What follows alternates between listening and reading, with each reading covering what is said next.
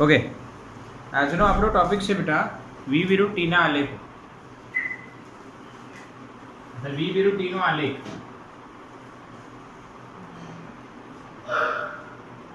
કાલે આપણે પ્રવેગ જોયું હતું, હા કે ના? કાલે આપણે શું જોયું હતું? પ્રવેગ. તો પ્રવેગનું સૂત્ર હતું dv/dt, બરાબર. સરેરાશ પ્રવેગનું સૂત્ર હતું ΔV/ΔT. આપણને બિલકુલ ક્લિયર છે. ઓકે, તો આપણને આવડે છે, આમાં કોઈ જ ડાઉટ નથી. સિમ્પલ લોજિક છે કે કઈ રીતના પ્રવેગ વેગમાં થતો ફેરફારનો સમય દર દર્શાવે છે. પ્રવેગ એટલે વેગમાં થતા ફેરફારનો સમય દર. ઓકે, ક્લિયર છે બધાને? ક્લિયર દેખાય છે ને બેટા? ઓકે, ક્લિયર દેખાય છે.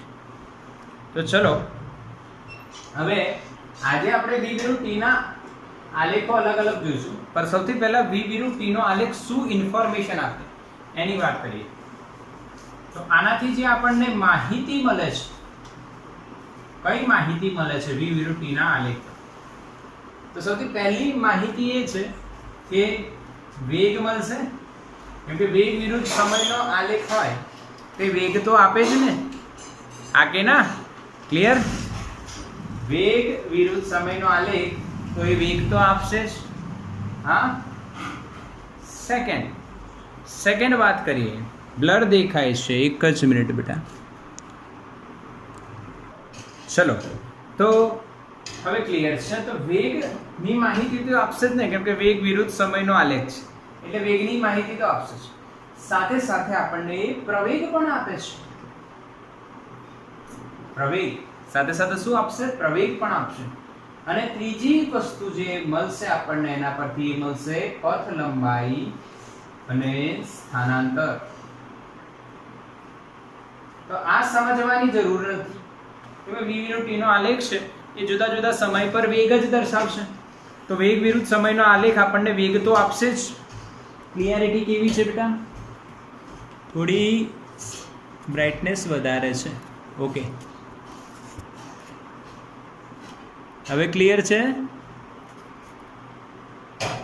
Okay, yes. ચલો, તો પથ લંબાઈ અને સ્થાનાંતર કઈ રીતના આપશે ને પ્રવેગ કઈ રીતના આપશે એ બે વસ્તુ આપણે સમજવાની છે. આ જોવાની કોઈ જરૂર નથી. તો પહેલું જે કન્સેપ્ટ છે એની વાત કરીએ. કઈ વાત છે પહેલી? કે ભાઈ વેગ આપશે તો વેગ તો ખબર છે, પણ અહીંયા આપણે પ્રવેગની વાત કરીએ તો પ્રવેગ માટે એક નોટ અહીંયા લખું છું, સમજજો. વી વિરુદ્ધ ટીના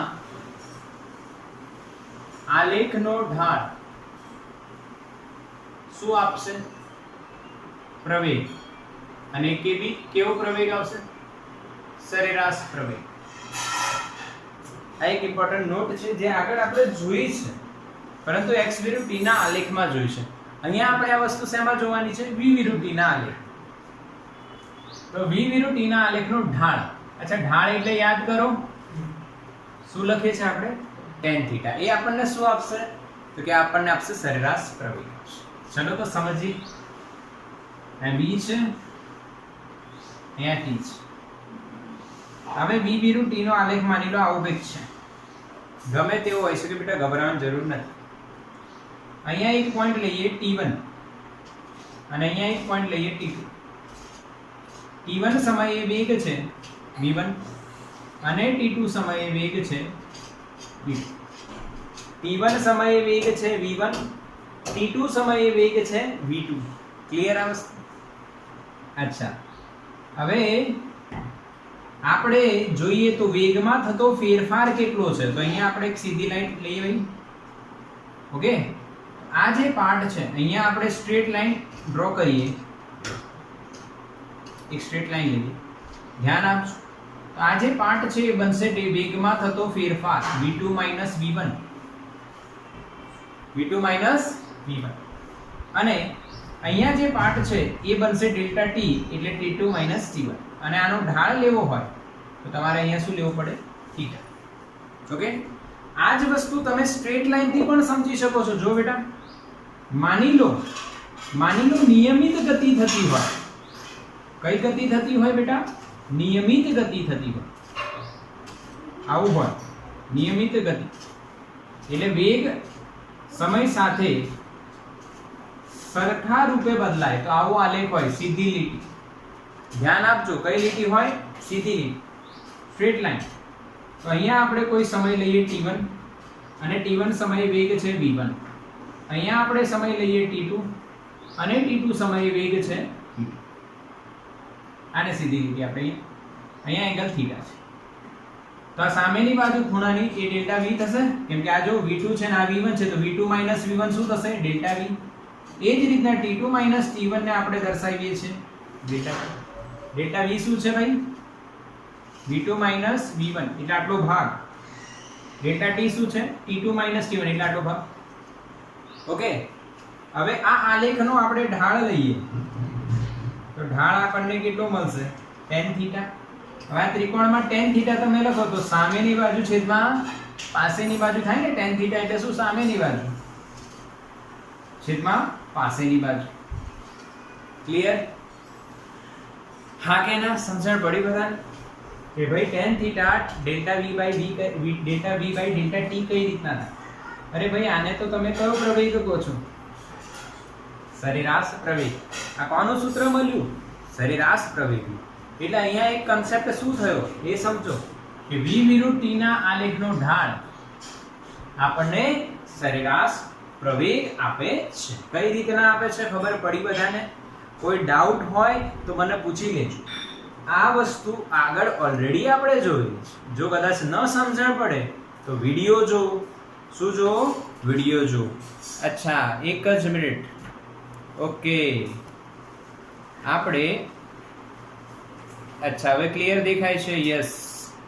આસ્થા તને હોસ્ટ બનાવી દીધી છે બેટા. જે લોબીમાં વેઇટ કરતા હોય એમને એન્ટર કરી લેજો. ઓકે, ચલો અહીંયા ધ્યાન આપીશું. ઢાળ શું થાય બેટા? સરેરાશ પ્રવેગ. પરંતુ આની જ અંદર વાત કરીએ તો ઘણીવાર આલેખ આવો નિયમિત ન હોય, સીધી લીટી ન હોય તો શું? ધ્યાન આપજો, આવું હોય બેટા. અને આપણે આ સમયે t સમયે તમારે શું શોધવો છે? પ્રવેગ શોધવો છે, તત્કાલીન પ્રવેગ. તો આલેખ પરથી તત્કાલીન પ્રવેગ શોધવા માટે તમારે અહીંયા શું દોરવાનું? સ્પર્શક. વાત સમજજો બેટા. શું દોરવાનું? સ્પર્શક. જેને પહેલાનો લેક્ચર ભરેલો છે એને ખબર જ છે કે આ જ્યારે આપણે સમયગાળો નાનો કરીએ તો એક જ બિંદુ મળશે અને ત્યાં શું દોરાશે? સ્પર્શક. શું દોરાશે? સ્પર્શક. જો બેટા ન ખબર પડે તો લાસ્ટ લેક્ચર જે છે બધા પાછળના જે લેક્ચર ચાલી ગયા છે તમને એપ્લિકેશન પર અવેલેબલ છે યા તો YouTube પર ઓપન છે, તો તમે એમને જુઓ તો ખબર પડશે કે x વર્સિસ t ના આલેખમાં સ્પર્શક કઈ રીતે મેં બતાવ્યો છે. એ જ વસ્તુ અહીંયા છે સેમ. આ સ્પર્શકમાં અહીંયા ખૂણો લઈએ થીટા અને એનો કોઈ બી અહીંયા પોઈન્ટ લઈએ એટલે આ થઈ ગયો ડેલ્ટા v અને આ થઈ ગયો ડેલ્ટા t. તો તત્કાલીન પ્રવેગ જે છે કોનો ઢાળ મળશે આપણને? સ્પર્શકનો ઢાળ. યાદ કરજો, પહેલા આવું જોઈ ગયા છીએ x વિરુદ્ધ t માં કે સરેરાશ પ્રવેગ એટલે આલેખનો ઢાળ. v વિરુદ્ધ t ના આલેખનો ઢાળ એટલે સરેરાશ પ્રવેગ. પરંતુ તત્કાલીન પ્રવેગ શોધવો હોય તો જે સમય શોધવો હોય એ સમયે આલેખને સ્પર્શક દોરવાનો અને એ સ્પર્શકનો શું શોધવાનો? ઢાળ શોધવાનો. એ સ્પર્શકનો શું શોધવાનો છે બેટા? ઢાળ શોધવાનો. ક્લિયર? આનો સ્ક્રીનશોટ લો બેટા. આનો શું લો? સ્ક્રીનશોટ. ચલો, ખબર પડી ને? એટલે અહીંયા એક પોઈન્ટ આપણો ક્લિયર થઈ ગયો કે ભાઈ v વિરુદ્ધ t ના આલેખનો ઢાળ આપણને શું આપશે? પ્રવેગ આપશે. સરેરાશ હશે કાં તો તત્કાલીન હશે. તત્કાલીન હશે ત્યારે એક જ સમય હોય, સરેરાશ હોય ત્યારે બે સમય હોય. આમાં કોઈ મોટો લોજિક નથી બેટા. હવે આ જે પોઈન્ટ છે આ પોઈન્ટ આપણે ક્લિયરલી સમજવું પડશે અને બધા આલેખ જોવા પડશે. જે થર્ડ પોઈન્ટ છે બેટા, થર્ડ પોઈન્ટ હતો અહીંયા પ્રવેગ અને સ્થાનાંતર અથવા પથ લંબાઈ. થર્ડ પોઈન્ટ આપણે પછી જોઈશું. પહેલા આપણે આના આલેખો કરીશું. પહેલો જે આલેખ છે એ આલેખનું નામ છે અચળ વેગી ગતિ. કઈ ગતિ? અચળ વેગી. એનો મતલબ શું છે અચળ વેગી ગતિ? તો એનો આલેખ જોઈએ એના પહેલા પ્રેક્ટિકલી સમજીએ તો ખબર પડશે. બેટા આપણે ગાડી ચલાવી રહ્યા છીએ. આ હાથમાં મારે એક્સેલેટર છે. એક્સેલેટરને મેં આમ જ રાખું અને ગાડી જઈ રહી છે. તો ગાડીનો વેગ બદલાશે કે અચળ રહેશે? અચળ રહેશે. કેવો રહેશે? અચળ રહેશે. આવી રીતના તમે કહી શકો છો કે માની લો મારે જે ગાડી ચાલી રહી છે એનો વેગ v0 છે. આ v0 વેગથી હું ગાડી ચલાવી રહ્યો છું. એક્સેલેટરને આમ કરતો નથી, ના આમ કરું છું, ના બ્રેક લગાવું છું. બસ આમ એક જ પોઝિશન પર પકડીને એને ચલાવું છું. તો ત્યારે મારો વેગ અચળ રહેશે. માની લો ત્યારે મારો વેગ કેટલો છે? vg, જે 10 20 30 ગમે તે હોય છે. અને એ કેવો છે? અચળ. એટલે સમય સાથે બદલાતો નથી. ક્લિયર? હવે શું થાય આમ? તો આપણે અહીંયા સરેરાશ પ્રવેગ લખીએ. સરેરાશ પ્રવેગ. તો સૂત્ર શું થાય? Delta v by delta t એટલે v2 v1 upon t2 t. બરાબર. બતાવો શું આન્સર આવે? વિચારો. પ્રવેગ કેટલો થાય? વિચારો બેટા. વિચારો તો પ્રવેગ આમાં કેટલો થશે? હા, વિચારો. Yes, right answer. કેટલું થશે? 0. કેમ કે v2 અને v1 ની વેલ્યુ સરખી મળશે બેટા.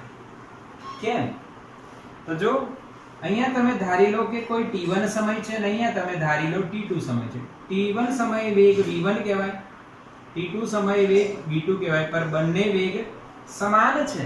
એટલે જ તો આને કીધું આપણે કઈ વેગી ગતિ? અચળ વેગ. અચ્છા, આ દરમિયાન પ્રવેગ કેવો હોય? હા, શૂન્ય પ્રવેગ હોય. પ્રવેગ કેવો હોય? શૂન્ય. કોઈ પ્રવેગ નથી અને એ સમયે જે ગતિ થઈ રહી છે એ કઈ ગતિ કહેવાય? અચળ વેગ. બીજું આપણે આને ખૂણાના સંદર્ભમાં સમજીએ તો આ આલેખ જે છે એને સમક્ષિતિજ દિશા સાથે કેટલો ખૂણો બનાવ્યો? 0. આ દિશા સાથે માની લો આ દિશા આપણે વિચારીએ તો આ દિશા સાથે આલેખનો ખૂણો કેટલો છે? એ જ દિશામાં છે તો ખૂણો કેટલો થાય? 0. ખૂણો 0 છે તો ભાઈ tan થીટા શું થાય? 0. જેને આપણે શું કહીએ છીએ? ઢાળ. એટલે આલેખનો ઢાળ પણ શું છે બેટા? 0 છે. બોલો, ક્લિયર થયો પહેલો આલેખ? હા કે ના બેટા? પહેલો આલેખ ક્લિયર થયો? બિલકુલ. ઢાળ 0 થઈ ગયો. ઓકે, સોરી, અહીંયા 0 ડિગ્રી નહીં આવે, ખાલી 0 આવશે. tan 0 ડિગ્રી બરાબર 0. ઓકે. અચ્છા, બીજી વાત આમાં એવી લખી શકો છો તમે કે આ જે આલેખ છે એ સમયના અક્ષને સમાંતર છે અને વેગના અક્ષને લંબ છે. Okay, clear? સમજ્યા કે નહીં સમજ્યા? ઓકે. હવે સેકન્ડ, અચળ પ્રવેગી ગતિ. અચળ પ્રવેગી ગતિ કોને કહેવાય? પહેલા એ સમજીએ પછી એના આલેખ સમજીએ કે ભાઈ જ્યારે પદાર્થનો વેગ સમાન સમયમાં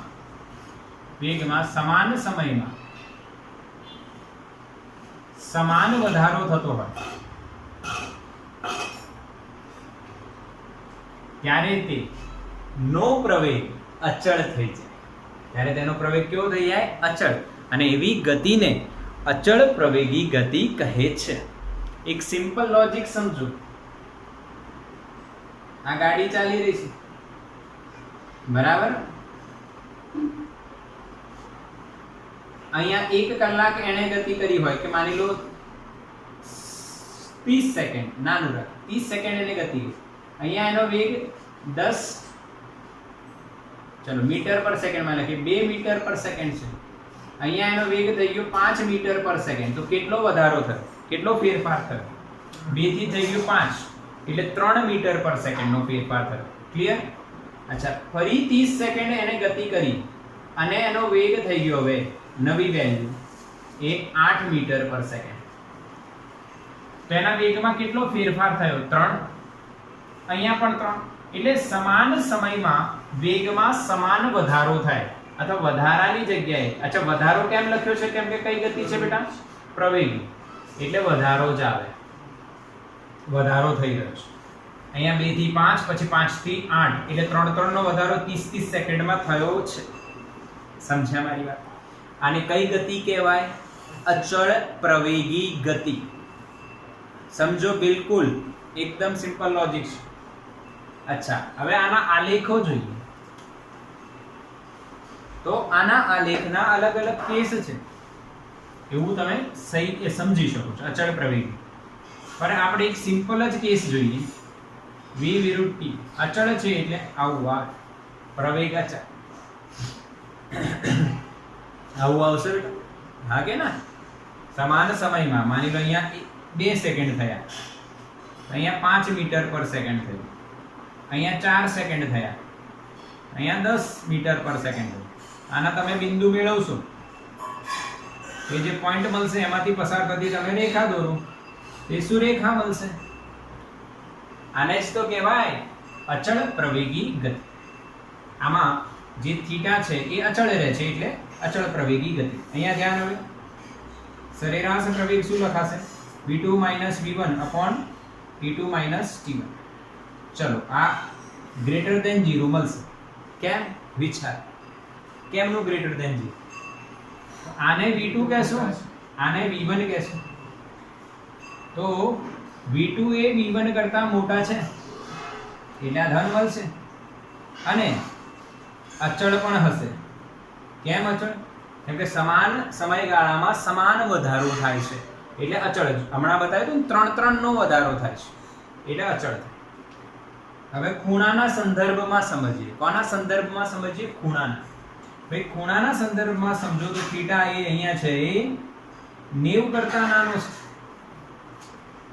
0 કરતા તો મોટો છે. આમાં 0 થાય પણ 0 કરતા મોટો, પરંતુ 90 કરતા નાનો હોય ત્યારે tan થીટા એ ગ્રેટર ધેન 0 મળે. એટલે જે ઢાળ છે અને જેને તમે સરેરાશ પ્રવેગ પણ કહી શકો છો, એ ગ્રેટર ધેન 0 મળે. ઉપર જેવું જ મળ્યું. અને સાથે એક વસ્તુ શું લખીશું? અચળ. એનું કારણ છે થીટા પણ શું છે? અચળ છે. કેમ થીટા અચળ છે? જો અહીંયા તમે અહીંયા સમસ્થિતિ સાથે થીટા બને તો અહીંયા તમે સમસ્થિતિ દોરો તો થીટા જ બનશે બેટા, એ બદલાઈ જશે. યાદ કરો 10મા 9મામાં ક્યાંક આવ્યો છે સુરેખા હોય તો અહીંયા થીટા, તો અહીંયા બી થીટા, અહીંયા બી થીટા, બધે થીટા બનશે. ઓકે, તાનો સ્ક્રીનશોટ લો બેટા. ચલો બેટા, આજ તમે સ્ક્રીનશોટ લઈ લીધો. હવે તમને સમજાવી ગયું કે ટોપિક શું કહેવા માંગે છે. અચળ પ્રવેગી ગતિ કઈ રીતના તમે બધે કોન્સેપ્ટ સમજો. હા, અચ્છા, અહીંયા એક કન્સેપ્ટ બીજો તમે લખી શકો છો. પ્રવેગ કેવો છે? ધન પ્રવેગ. હા, કયો પ્રવેગ કહેવાય? ધન પ્રવેગ. અને દિશા કઈ કહેવાય? ધન દિશાની ગતિ. ધન પ્રવેગ એટલે કેમ ધન મળ્યું એનું કારણ જોયું, અને આની ઉપર છે એટલે આને કઈ દિશાની ગતિ કહેવાય? ધન દિશા. નીચે હોય તો ઋણ દિશા. આવડી ગયું? ધન પ્રવેગ ધન દિશાની ગતિ. નીચે હોત તો ઋણ દિશા હોત, પર ઉપર છે તો ધન. હા, પ્રવેગ ધન ક્યારે મળે? ક્લિયર? તો આને કહેવાય અચળ પ્રવેગી, અથવા બીજું પણ તમે નામ લખી શકો છો અહીંયા, નિયમિત પ્રવેગી. આ બી તમે કહી શકો છો. નિયમિત એટલે અચળ વેગ, સમાન દરે વેગ બદલાઈ રહ્યો છે એટલે પ્રવેગ અચળ થઈ જાય, અને નિયમિત પ્રવેગી ગતિ કહેવાય. ચાલો, હવે આમાં ત્રીજો કેસ જોઈએ. ત્રીજો કેસ બીજા જેવો જ છે. અચળ પ્રતિપ્રવેગી ગતિ. ઇંગ્લિશમાં પ્રતિપ્રવેગને રિટાર્ડેશન કહેવાય. શું કહેવાય બેટા? રિટાર્ડેશન. અથવા ડિસેલરેશન, એક્સેલરેશન નું ઊંધું રિટાર્ડેશન, ડિસેલરેશન. ઓકે, હવે આમાં કઈ રીતનો કન્સેપ્ટ આવશે એ સમજો કે ભાઈ પહેલા વેગ v જોઈ રહ્યો છે, આપણે ગાડી ચલાવી રહ્યા છીએ, ગાડી જઈ રહી છે અને આપણે એક્સેલેરેટર ઘટાડીએ અને બ્રેક મારીએ તો વેગ વધે કે ઘટે? ઘટે, કેમ કે વેગની દિશા આમ છે અને તમે બ્રેક મારશો તો ગાડી પર બળ લાગશે પાછળ, એટલે પ્રવેગ બનશે પાછળ, એટલે વિરુદ્ધ દિશા હોય ત્યારે વેગમાં શું થશે? ઘટાડો થશે. એટલે અહીંયા વેગમાં ઘટાડો થાય તો આવો માની લો આલેખ બને. એ ટચ કરો કે ન કરો સમજી જજો, કરવું હોય તો કરી શકો. ક્લિયર? સમજ્યા બધા? ઓકે. કેમ? તો કે નિયમિત સમયગાળામાં વેગમાં નિયમિત ઘટાડો, સમાન ઘટાડો થાય તેને કહેવાય નિયમિત પ્રતિપ્રવેગી ગતિ અથવા અચળ પ્રતિપ્રવેગી ગતિ. કેમ કે વેગમાં શું થઈ રહ્યું છે? જો ઘટાડો. અહીંયા માની લો તમે t1 સમય લો અને અહીંયા બેટા તમે t2 સમય લો, તો t1 સમયે વેગ અહીંયા v1 છે, વેલ્યુ વધારે છે, અને t2 સમયે અહીંયા વેગ v2 છે, વેલ્યુ ઓછી થઈ જાય, 0 ની નજીક આવે એટલે વેગ ઓછું. એ તો ખબર જ છે ને. ઓકે.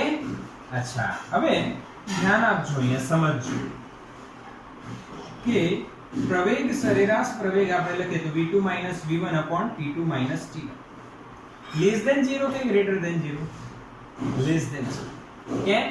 કારણ લખજો, v1 એ મોટા છે v2 કરતા, માઈનસ પછીનું પદ મોટું હોય, માઈનસ પછીનું પદ મોટું હોય તો બેટા જવાબ શું આવશે? ઋણ આવશે બેટા. શું આવશે? ઋણ આવશે. ક્લિયર? હા કે ના? અચ્છા, શું આ અચળ હશે? શું અચળ હશે? કેમ અચળ બેટા સમજો? કેમ કે નિયમિત રીતના સીધી લીટી હોય, સીધી લીટી હોય એટલે અહીંયા આ જે ઘટાડો થઈ રહ્યો છે સમાન થઈ રહ્યો છે. જેમ અહીંયા સમાન વધારો આવે તેમ પ્રતિપ્રવેગ હોય તો સમાન ઘટાડો આવશે. આવડી ગયું? ગાડી ચલાવી રહ્યા છો, બ્રેક મારો, પણ શોર્ટ બ્રેક નહીં, ધીરે ધીરે ધીરે ધીરે ધીરે એક્સિલેટર ઓછો કરો અને બ્રેક મારતો જાઓ તો નિયમિત સમયમાં નિયમિત વેગે તમે ઘટાડો, આન્સર આવે. અચળ છે પરંતુ લેસ છે. અચ્છા, થીટાની વાત કરી તો અહીંયા તમે સમસ્થિતિ સાથે ખૂણો વિચારો તો થીટા 90 કરતા વધી જાય, ગુરુ કોણ બને? યાદ આવે ગુરુ કોણ એટલે ગુરુ કોણ એટલે ભાઈ થીટા ઇઝ ગ્રેટર ધેન 90 થઈ ગયું. ઓલામાં થીટા ઇઝ લેસ ધેન 90 આવે, અહીંયા થીટા ઇઝ ગ્રેટર ધેન, અહીંયા ગ્રેટર ધેન 90 લખશું. હવે તમે tan 90 કરતા મોટો હોય ખૂણો ત્યારે tan ની વેલ્યુ હંમેશા ઋણ આવે. આ તમે નેચરલ લોગ જે આવે, નેચરલ ટેન્જન્ટ જે આવે લોગ ટેબલ એમાં જોઈ શકો છો. જો એમાં ના જોવું હોય તો મોબાઈલમાં તમે કરજો, સાયન્ટિફિક કેલ્ક્યુલેટરમાં. tan અહીંયા જે ખૂણો રાખો એ 30 40 50 ગમે તે રાખો તો ધન જવાબ આવશે. પણ tan ની વેલ્યુ 90 કરતા વધારી, ખૂણાની વેલ્યુ 90 કરતા વધારી દેશો એટલે tan 90 પછી એટલે 95 100 200 જે બી રાખશો, અહીંયા 100 કરશો 120 કરશો તો ઋણ જવાબ તમને દેખાશે. ક્લિયર? પરંતુ આ અચળ હશે બેટા. કેમ? આ ઢાળ કેવો હશે? અચળ હશે, કારણ કે થીટા શું છે? અચળ, બદલાતો નથી. થીટા જો અહીંયા બી તમે જોશો તો થીટા જ રહે, અહીંયા બી ગમે ત્યાં સમસ્થિતિ સાથે તમે જે ખૂણો બનાવશો એ ખૂણો અચળ રહેશે. ઓકે. અચ્છા, આ કઈ પ્રકારની ગતિ કહેવાય? ધન પ્રવેગ છે કે ઋણ પ્રવેગ? આને લખાય બેટા ઋણ પ્રવેગ. અને કઈ દિશા? ધન દિશા. કેમ ઋણ પ્રવેગ છે? કેમ કે આમ છે આલેખ, થીટા 90 કરતા મોટો છે. અને ધન દિશા કેમ છે? કેમ કે ઉપર તરફ છે એટલે ધન, નીચે હોત તો ઋણ. સમજાયું? આનુંય તમારે શું લેવું જોઈએ બેટા? ચલો એક હજુ આમાં વાત આવશે સારી એવી, એક હજુ કેસ જોઈએ કે બે જોવા છે. ચલો બે જોઈ લઈએ.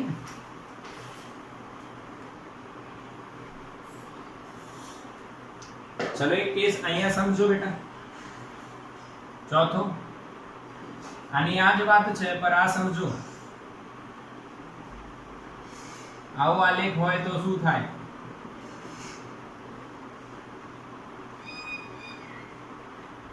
અહીંયા t1 અહીંયા t2 અહીંયા વેગ v0 આમ છે આલેખ સમય આમ જાય છે આલેખ આમ જાય છે બતાવો તો શું થશે આને શું કહેવાય તો પ્રવેગ તમને ખબર છે આની આ જ વાત છે પ્રવેગ ઋણ મળવાનું ઢાલ બી ઋણ મળવાનું એટલે આ થશે પરંતુ આ શું લખાશે એ મને કહો 0 થી t1 અને t1 થી t2 બોલો x વિરુદ્ધ t ના આલેખમાં મેં તમને બતાવ્યું હતું એ જ વસ્તુ છે અહીંયા કેવો પ્રવેગ બંનેમાં ઋણ જ છે પ્રવેગ તો ઋણ જ છે બેટા પર અહીંયા કહેવાય ધન દિશાની ગતિ અહીંયા કહેવાય ઋણ દિશાની હા કે ના બેટા સમજાયું કે નહીં બેટા ધન દિશાની ગતિ અને ઋણ દિશાની ગતિ કહેવાય પાક્કું હા એટલે આ પણ તમે નોટ કરી લેજો સ્ક્રીનશોટ લઈ લેવાનો ઓકે થઈ ગયું સ્ક્રીનશોટ અને સાફ કરી દઈએ બેટા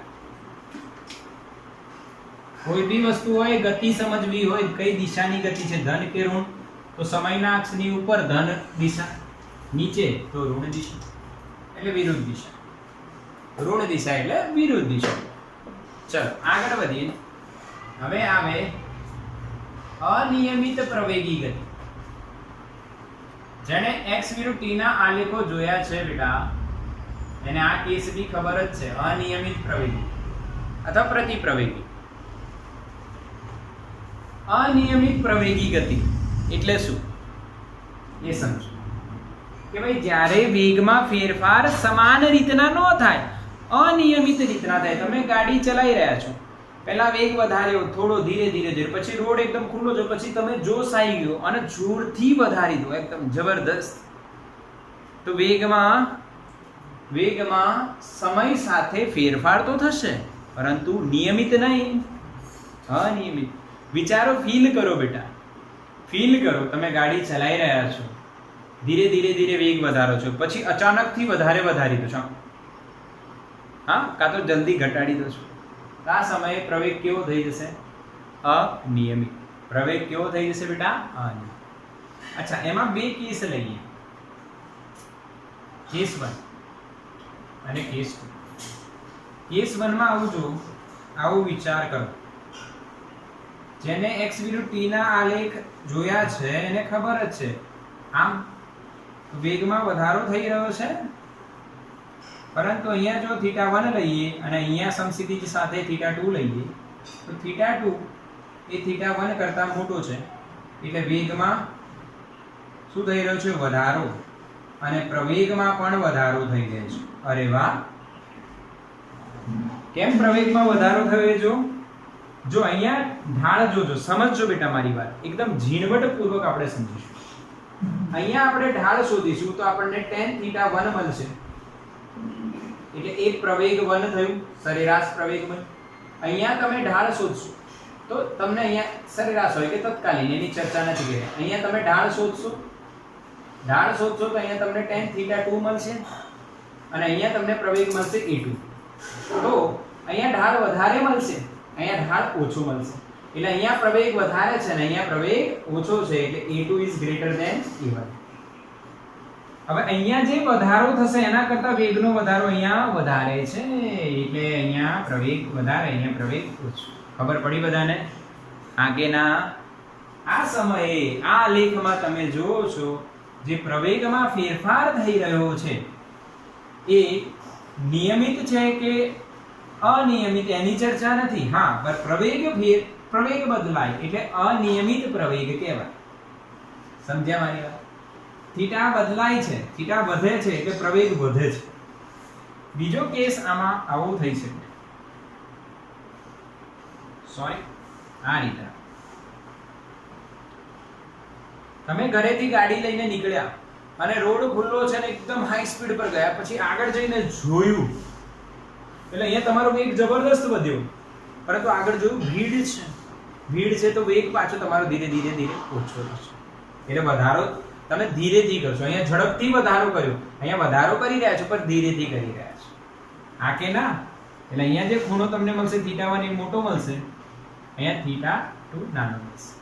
એટલે અહીંયા tan θ1 a1 પ્રવેગ આવશે, અહીંયા tan θ2 a2 પ્રવેગ આવશે. અહીંયા ફેરફાર વેગમાં ઓછો છે ને અહીંયા વધારે છે એટલે પ્રવેગ a2 is greater than a1. એનું કારણ શું?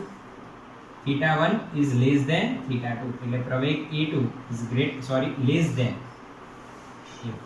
એટલે પ્રવેગમાં ઘટાડો થઈ રહ્યો છે. અહીંયા પ્રવેગમાં શું થઈ રહ્યો છે બેટા? ઘટાડો. અચ્છા, વેગમાં તો વધારો જ થઈ રહ્યો છે. આ નોટ કરજો, અહીંયા બી વેગમાં વધારો થાય છે, અહીંયા બી વેગમાં વધારો થાય છે. કે વેગ તો વધી રહ્યો છે, પરંતુ અહીંયા જે વેગમાં વધારો થાય છે એ ઓછો થાય છે. અને અહીંયા જે વેગમાં વધારો થાય છે એકદમ ઝડપથી, આટલા સમયમાં આટલું, અને અહીંયા આટલા જ સમયમાં ઓછો વધારો. એટલે વેગમાં તો વધારો થાય છે, પણ પ્રવેગ કેવો છે? પ્રવેગ શું છે? ઘટે છે. આને કઈ ગતિ કહેવાય? અનિયમિત. એટલે સિમ્પલ તમે એમ કહી શકો કે જ્યારે v વિરુદ્ધ t નો આલેખ આવું કંઈક હોય, હા, આમ હોય ગમે તે હોય, ત્યારે એનો વેગમાં ફેરફાર અચળ નથી, સમાન નથી. એટલે કઈ ગતિ કહેવાય? અનિયમિત પ્રવેગી ગતિ. સિમ્પલ. એટલે પ્રવેગ અચળ નથી, પ્રવેગ બદલાયા કરે, વધે કાં તો ઘટે છે. ડન. એને કઈ ગતિ કહેવાય બેટા? અનિયમિત પ્રવેગી ગતિ. એટલે અહીંયા આ કન્સેપ્ટ બિલકુલ ક્લિયર કરજો. પ્રવેગી ગતિ કેટલી? હા, અહીંયા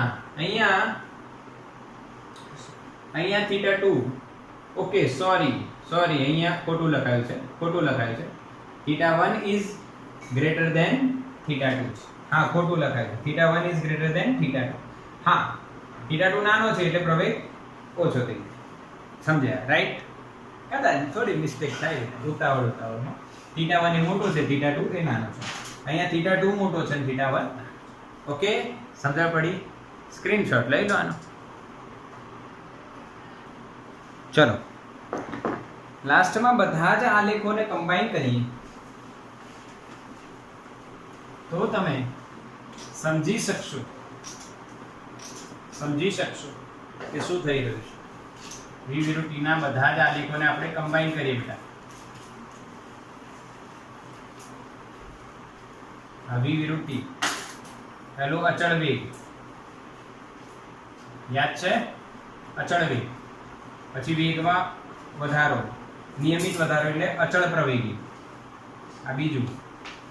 પછી પ્રવેગ ઋણ આવે, વેગમાં ઘટાડો. આમ વેગમાં વધારો એટલે પ્રવેગમાં વધારો, અનિયમિત, અને પ્રવેગમાં ઘટાડો એટલે પાંચમું. આ બધા આલેખ મેં ભેગા દર્શાવ્યા છે. દેખાય છે તમને? સમજાય? એક જ આલેખમાં આપણે બધા જ આલેખ ભેગા દર્શાવીએ તો આલેખ અહીંયા લખીએ. કયો આલેખ છે? નંબર પહેલું, બીજું, ત્રીજું, ચોથું અને પાંચમું. અને અહીંયા આપણે પ્રવેગ લખીએ. બીજી ડિટેલ બી તમે લખી શકો છો, પણ હું ખાલી પ્રવેગ લખું. તો પહેલામાં પ્રવેગ 0, બીજામાં પ્રવેગ ધન અને અચળ, ત્રીજામાં પ્રવેગ ઋણ પર અચળ. ક્લિયર? ત્રીજામાં પ્રવેગ ઋણ પર અચળ. ચોથામાં પ્રવેગ જો વધે છે અને પાંચમામાં પ્રવેગ ઘટે છે, કેમ કે વેગમાં વધારો વધે છે, અહીંયા વેગમાં વધારો ઘટે છે એટલે પ્રવેગ ઘટે છે. ક્લિયર છે? હા કે ના બેટા? તો અહીંયા આપણા b વિરુદ્ધ t ના આલેખો બિલકુલ કમ્પ્લીટ થઈ ગયા છે. શાંતિથી સમજો, જો નોટ્સ બનાવવાનું અને સ્ક્રીનશોટ લઈ લો બેટા.